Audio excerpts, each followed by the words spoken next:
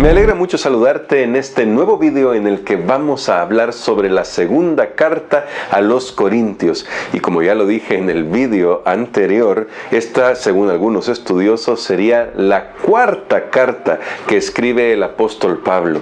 De hecho, algunos creen que en esta carta hay una fusión de cartas, en esta segunda carta. Pero lo que llama más la atención es el tono de la carta. Es más personal e incluso más defensiva, porque sigue el apóstol Pablo enfrentando algunos problemas de calumnias. Algunos están cuestionando su apostolado incluso, y él va a reaccionar a eso y va a presentar sus argumentos de por qué él es el apóstol Pablo. Pero más allá de eso, solo quiero extraer 7 lecciones de 2 Corintios que espero nos ayuden a vivir una vida espiritualmente madura, como la que el apóstol Pablo vivía.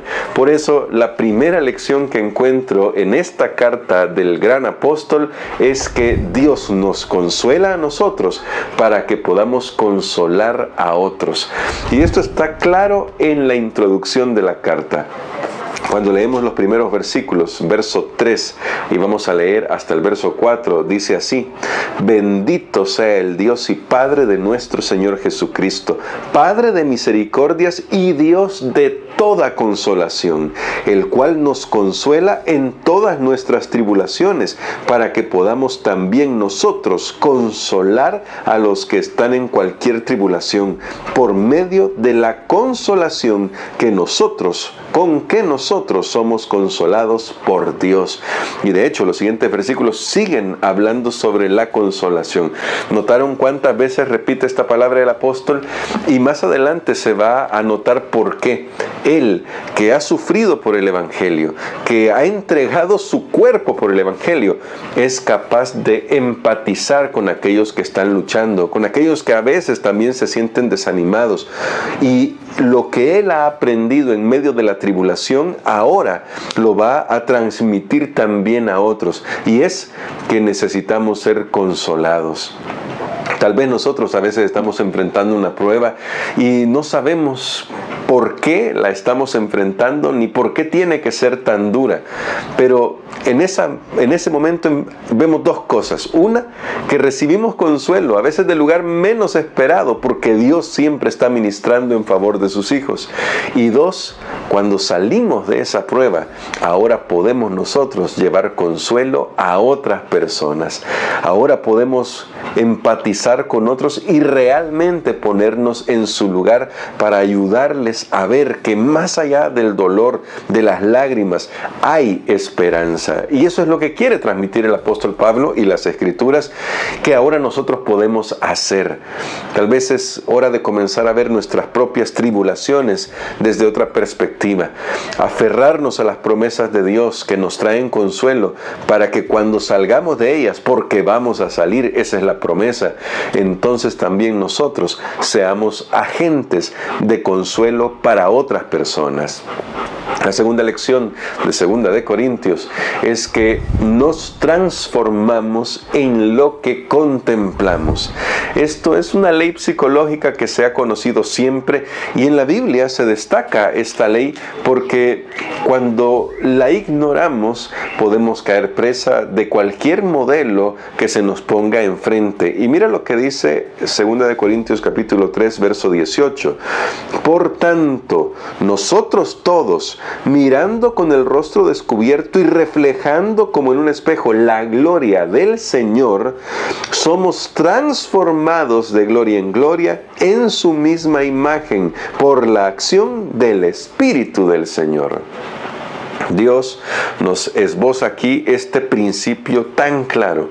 Nos transformamos en lo que contemplamos. Y el apóstol Pablo nos invita a mirar a Jesús. Pasa que vivimos en una sociedad que nos pone muchos modelos. Estrellas de cine, estrellas del deporte, estrellas de la literatura, bueno, lo podríamos decir de todas las áreas del arte y del saber. Y muchas veces nosotros fijamos nuestra vista ahí, pero no solamente en esas áreas. También hay superestrellas en las iglesias. ¿Te has fijado? Y de repente ponemos nuestros ojos en ese líder, en ese pastor, en ese predicador que nos cautiva por qué es tan bueno, y lo estamos mirando a Él y terminamos pareciéndonos a Él. Pero Dios nos invita a que elevemos más la vista y que la pongamos en Jesús, para que el Espíritu Santo pueda transformar nuestros corazones, porque no nos elevaremos más que el modelo que nosotros admiramos. Y si nuestros modelos son seres humanos que son falibles como todos nosotros, entonces nunca alcanzaremos la estatura que Dios quiere que alcancemos. Pero si miramos a Jesús, entonces podremos crecer, como dice el texto, de gloria en gloria. Seremos transformados, que más que crecimiento, seremos completamente transformados. Así que cuidado con lo que contemplamos. Hay que mirar al Señor. La tercera lección de esta carta es que nuestras circunstancias no determinan nuestras actitudes. Yo quiero que notes el contraste que hace Pablo cuando hablamos de este tema de circunstancias versus actitudes. En el capítulo 4, en los versículos 8 y 9, desde el verso 7, dice así: pero tenemos este tesoro en vasos de barro para que la excelencia del poder sea de Dios y no de nosotros, que estamos atribulados en todo, pero no angustiados, en apuros, pero no desesperados, perseguidos, pero no desamparados, derribados, pero no destruidos. ¿Notas la diferencia? A veces nosotros confundimos estados, situaciones, circunstancias con actitudes. Y Pablo dice, no, miren, puede ser que nuestra circunstancia sea estar atribulados, tener un apuro, ser perseguidos, incluso estar derribados. Eso es una figura de estar en el suelo, de estar caídos, pero nuestra actitud no tiene por qué ser como nuestras circunstancias, porque podemos elevar nuestra actitud. ¿Qué está diciendo Pablo? Bueno, está diciendo, sí, yo puedo estar atribulado, pero no hay angustia en mi corazón. Sí, puede ser que me encuentre en apuros, pero yo no me voy a desesperar. Es posible que sienta que me están persiguiendo, o que de hecho me estén persiguiendo, pero yo sé que nunca he estado desamparado. Y puede ser que a veces haya mordido el polvo, es decir, esté caído, pero jamás estaré destruido. Eso es lo que está tratando de transmitir el apóstol Pablo. Solo aquellos que han enfrentado crisis tremendas saben la diferencia real que existe entre la circunstancia que están enfrentando y la actitud de su corazón. Nosotros podemos tomar la decisión hoy de elevar nuestra actitud, porque podríamos decir que ¿de qué vale la pena mejorar nuestra actitud? Lo que vemos en el apóstol es que vale la pena porque nos permite enfrentar las circunstancias de una mejor manera. Iba a decir con una mejor actitud, pero ese es el punto. Y porque esa es la situación. La vamos a enfrentar mejor porque estamos viendo las cosas desde otra perspectiva. Si yo estoy derribado, podría quejarme y decir, bueno, aquí estoy, me derribaron, claro, todos lo tenían contra mí. ¿Qué voy a lograr con eso? No me levantaré más. Y eso es lo que quiere evitar el apóstol. Por eso hoy quiero invitarte a que recuerdes que tus circunstancias no tienen por qué determinar tu actitud. Al contrario, tu actitud puede comenzar a transformar las circunstancias. De hecho, eso lo enseña muy bien el Dr. Viktor Frankl en un libro que se llama El hombre en busca del sentido, en el que habla sobre el valor actitudinal frente a la vida. Es qué respuesta le doy yo a las circunstancias que enfrento. Ellas no me determinan. Yo puedo decidir cómo responder ante la vida. La cuarta lección que encontramos en esta carta es que Dios espera que seamos agentes de reconciliación. Este mundo está muy separado. Este mundo está lleno de polarización. Unos son de un equipo de fútbol mientras que otros son de otro. Unos idolatran un jugador, otros al otro, al adversario. Y nos separamos, vivimos separados. Uno sigue en un partido político, el otro va al contrario. Y la sociedad ha sido diseñada por el enemigo para mantenernos separados con una infinidad de cosas. Y por eso Dios nos invita a ser agentes de reconciliación. Mira cómo lo dice Pablo en el capítulo capítulo 5, versos 17 y 18. Y me gusta incluir el verso 17, porque la única manera en que vamos a reconciliarnos es por la transformación del Espíritu Santo. Y dice el verso 17: de modo que si alguno está en Cristo, nueva criatura es. Las cosas viejas pasaron, todas son hechas nuevas. Y todo esto proviene de Dios, quien nos reconcilió consigo mismo por Cristo y nos dio el ministerio de la reconciliación. Si hay alguien en el universo que pudo haber estado justificado para separarse de nosotros, era Dios. Nuestros pecados, dice Isaías, hacen separación entre Él y nosotros. Y Él pudo haber dicho: ustedes pecaron, yo les di la advertencia, les di todo para que vivieran felices, me fallaron, pues no tengo nada que ver con ustedes.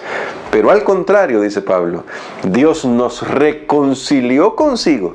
A pesar de quién soy yo, me reconcilió con Él y ahora me dice a mí: ve y trabaja la reconciliación con otros. No estamos hablando aquí de permitir abusos ni pisoteos. Yo quiero que esto sea muy claro. Pero sí estoy hablando del hecho de que debemos aprender a tender la mano, a no permitir que cualquier banalidad nos separe. En este mundo que no es el ideal de Dios, hay cosas que no se pueden permitir. La violencia, el abuso, eso no se puede permitir. Pero cuando hablamos de reconciliación, en este caso, en este contexto, estoy hablando de que a veces nosotros permitimos que cosas pequeñas nos separen, como lo que mencionaba: el equipo de fútbol al que le vamos, el partido político que apoyamos, incluso el gusto literario que tenemos. Y a veces permitimos que esas cosas nos separen. Cuidado, nosotros hemos sido llamados a ser agentes de reconciliación que traten de unir a las personas a Jesús en primer lugar, porque cuando estamos unidos a Jesús, entonces hay unidad entre nosotros. La quinta lección de la carta a los Corintios, de la segunda carta a los Corintios, es que la generosidad no se trata de cantidad, sino de voluntad. En el capítulo 9, el verso 7, dice de la siguiente manera: cada uno dé como propuso en su corazón, no con tristeza ni por obligación, porque Dios ama al dador alegre. Aquí Pablo está hablando sobre cómo nosotros podemos servir a los más necesitados y contribuir en cada causa que Dios nos permita contribuir. Y Pablo dice: la generosidad real está en dar con alegría, dar con el corazón. Y siempre ha sido mi filosofía de vida: lo que se da con el corazón, Dios lo multiplica. No por obligación, no por la emoción de quien dijo en el llamado que estaban haciendo por una ofrenda: mire, si usted da esto y usted da esa cantidad, entonces Dios le va a multiplicar. No, porque Dios ya nos ha bendecido. Dios no necesita hacer un trato de esa índole. Pero lo maravilloso es que cuando nosotros damos con gratitud, por voluntad propia, con generosidad, Dios siempre bendice. Yo lo he comprobado en mi vida, pero lo que quiero destacar aquí es que todos nosotros, aunque sea con poquito, podemos siempre servir a la causa de Dios, porque no se trata de la cantidad, sino de la voluntad, del corazón. Y por eso es importante que cuando nosotros damos el corazón primero a Dios, entonces todo lo demás le pertenece al Señor. La sexta lección de esta carta es que no desesperemos, confiemos en la gracia divina. Escucha lo que dice el apóstol Pablo en el capítulo 12, y voy a leer desde el verso 7 hasta el verso 9, que dice así: y para que la grandeza de las revelaciones no me exaltara, me fue dado un aguijón en mi carne, un mensajero de Satanás que me abofetee para que no me enaltezca, respecto a lo cual 3 veces he rogado al Señor que me lo quite, y me ha dicho: bástate mi gracia, porque mi poder se perfecciona en la debilidad. Por tanto, de buena gana me gloriaré más bien en mis debilidades, para que repose sobre mí el poder de Cristo. Pablo está hablando sobre cómo a veces hay circunstancias que nos hacen sentir que tal vez todo eso que hacemos para Dios, todo eso que trabajamos para Dios, no sabemos si vale la pena o no, porque ahí tenemos problemas, problemas, tenemos dificultades, parece que no salimos de una para entrar en otra. Pero Pablo dice, no, Dios me ha dicho que yo no tengo por qué estar pidiendo, quítame esto, que es nuestra oración. Yo sé, muy humana. Pablo mismo lo dice, yo he rogado. No dice he orado, he rogado, dice él 3 veces, que Dios me quite esto. Y Dios dice, ¿sabes qué, Pablo? No te voy a quitar ese problema. Más bien, aférrate a mí, que te baste mi gracia, que cuando tú sientas que eres débil, entonces te vas a dar cuenta que puedes enfrentar las pruebas porque yo estoy contigo, y tu fortaleza no será que tú eres muy habilidoso, tu fortaleza será que yo voy a estar allí a tu lado para hacer frente a las pruebas. ¿Qué tal si hoy vemos las situaciones así? Es verdad que a veces puede ser que no veamos la luz al final del túnel y digamos, ¿cuándo, Señor, voy a salir de esto? Pero si hoy comenzamos a pensar, pero aún así, en medio de esta prueba, he podido seguir avanzando, entonces tal vez nuestra actitud, de la que hablábamos antes, comience a cambiar. Porque el Señor está siempre con sus hijos, y aunque nos toque enfrentar el valle de la sombra de la muerte, nosotros podemos confiar que Él cuida de nosotros. Y la última lección que quiero destacar de 2 de Corintios es que Dios nos invita a examinarnos a nosotros mismos. Esto es muy importante. En la vida tenemos que aprender a hacer autoexamen. En el capítulo 13, verso 5, en el último capítulo de la carta, dice Pablo, examinaos a vosotros mismos para ver si estáis en la fe. Probaos a vosotros mismos. ¿No os conocéis a vosotros mismos? ¿No sabéis que Jesucristo está en vosotros? A menos que estéis reprobados. Pablo hace una invitación al estudio personal de la vida. Es fácil estar cegado a nuestra propia realidad, porque por lo general nosotros los seres humanos somos más tendientes a ver lo que le falta al otro, los problemas del otro, los errores del otro, eso es lo que más vemos, en lugar de reconocer nuestras propias necesidades, carencias y también nuestras habilidades, que no estamos hablando aquí solo de cosas malas. A veces nosotros estamos más pensando en los demás, eso es lo que estamos haciendo. Pero Pablo dice, no, un momento, examinémonos, probémonos. ¿Estamos en la fe? ¿Qué significa estar en la fe? ¿Cómo puedo yo estar seguro de que estoy creciendo en la gracia de Dios? ¿Cómo puedo estar seguro de que estoy siendo transformado de gloria en gloria? Para eso se necesita un examen. Es como cuando uno hace una autoevaluación en cualquier área de la vida. Yo estoy aprendiendo una nueva habilidad. Quiero aprender a tocar el piano, que de hecho yo quiero aprender a tocar el piano mejor. Apenas aprendí unas escalas cuando estaba muy chico. ¿Cómo sé yo que realmente estoy aprendiendo? Porque tengo que examinarme si ya pasé de las escalas mayores, si ya domino las escalas menores, si ya puedo hacer arpegios. Y si no puedo hacer nada de eso, entonces a practicar, a practicar, a practicar. Pablo dice, en la vida cristiana tienes que examinarte, tienes que probarte para ver si realmente estás creciendo en la fe, estás fortaleciéndote en la fe, y eso se verá reflejado en cómo te relacionas con los demás, cómo está tu comunión con Dios y cómo te relacionas con los demás. Son muchas más lecciones las que se encuentran en esta carta, sin duda alguna, pero he querido compartirte estas para que con la ayuda de Dios te ayuden a reflexionar, pero más que eso, te motiven a ir a la Biblia, a leer la palabra de Dios y a descubrir por ti mismo las lecciones que Dios quiere que tú aprendas. Gracias por llegar hasta acá, y si has llegado hasta aquí, te invito a darle un buen like a este video. Compártelo por favor con todas las personas que puedas compartirlo, y deja tu comentario. Leo los comentarios, y aunque he tenido algunos días un poco atareados por el nacimiento de mi bebé y junto a mi esposa, trato de estar al pendiente de los comentarios, así que también puedes comentar. Que Dios te bendiga y nos vemos en el próximo video.